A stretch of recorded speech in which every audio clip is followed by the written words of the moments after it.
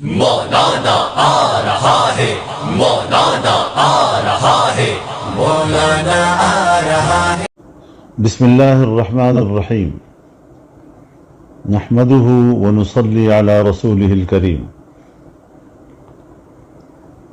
برادران ملت، آج میں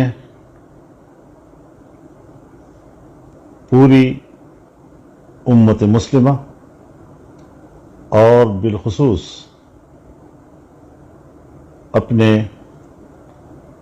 برادر ملک فلسطین کے عوام سے مخاطب ہو رہا۔ فلسطینیوں کے خلاف اسرائیلی جارحیت اور وہاں پر ان کی ریاستی دہشت گردی ایک طویل تاریخ ہے، جس کا فلسطینی عوام نسل در نسل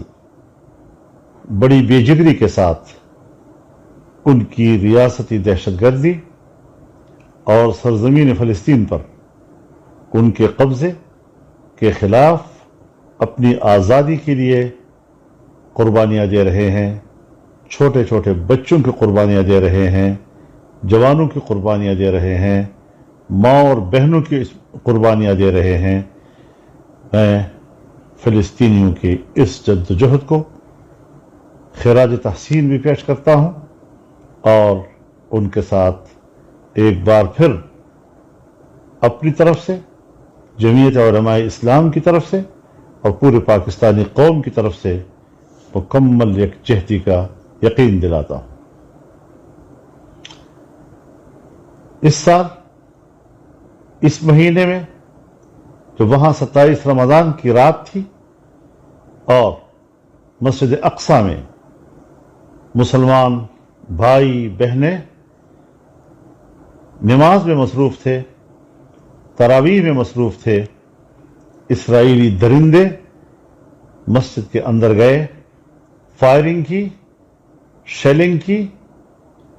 نماز میں بھگدڑ مچائی، مسلمانوں کی عبادت کو سبوتاژ کرنے کی کوشش کی۔ یہ اتنا بدنما اقدام ہے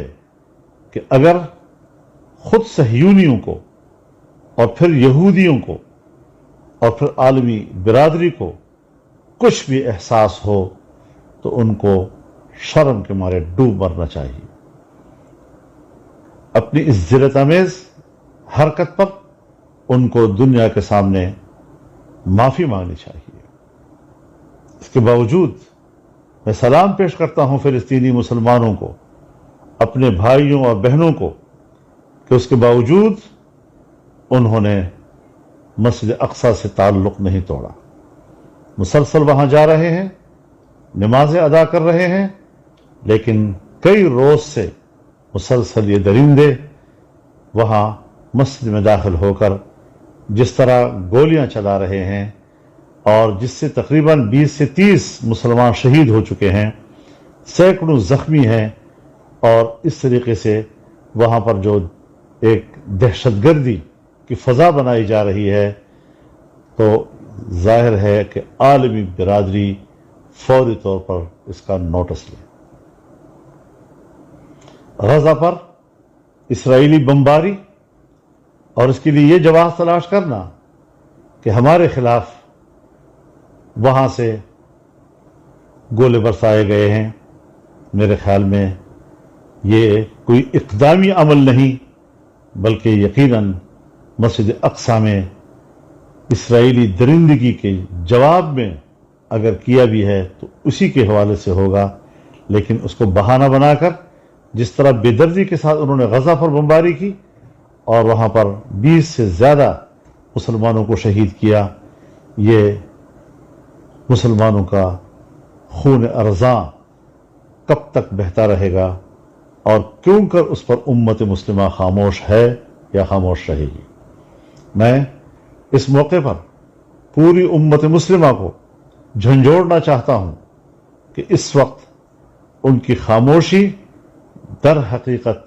اسرائیل کی درندگی کی تائید اور حمایت ہے،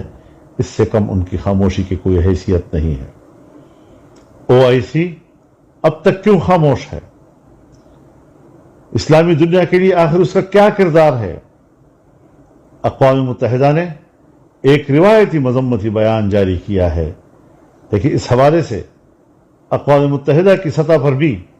کوئی مؤثر اقدام موجود نہیں ہے۔ آخر کہاں گئی انسانی حقوق کی تنظیمیں؟ اگر اسلامی دنیا میں کوئی ایک چھوٹا موٹا واقعہ ہو جائے تو یہ پوری دنیا کی انسانی حقوق کے آسمان سر پہ اٹھا لیتی ہے، لیکن جہاں اسرائیل کی ریاستی دہشت گردی اور ان کی درندگی کا نشانہ بن رہے ہیں فلسطینی نہتے مسلمان، وہاں ان کی زبانیں گنگ ہو جاتی ہیں۔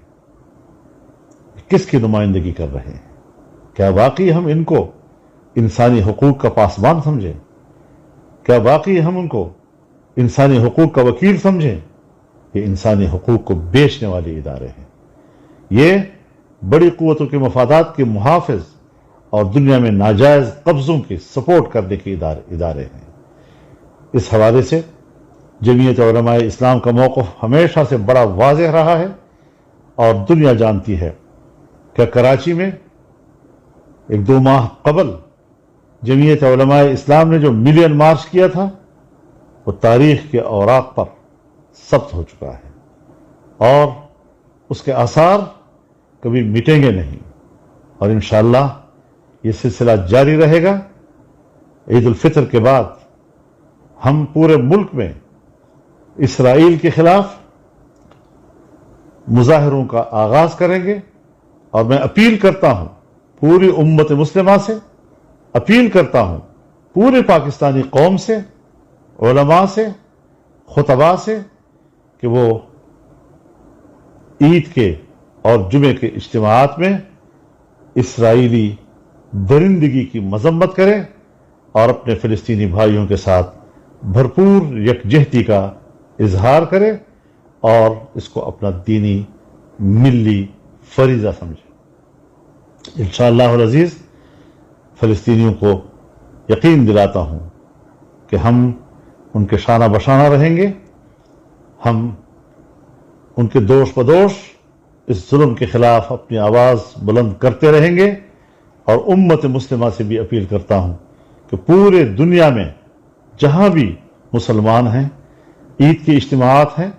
یا جمعے کے اجتماعات ہیں، اپنی بھرپور احتجاج کو ریکارڈ کروائیں۔ وہاں کے خطباء اور ائمہ سے اپیل ہے کہ وہ اس پر بھرپور طریقے سے احتجاج کریں، اس کی مذمت کریں، اور فلسطینی بھائیوں کے ساتھ اپنی یکجہتی کا اظہار کر کے اپنا دینی، ملی اور اسلامی فریضہ کا حق ادا کریں۔ وآخر دعوانا ان الحمد للہ رب العالمین۔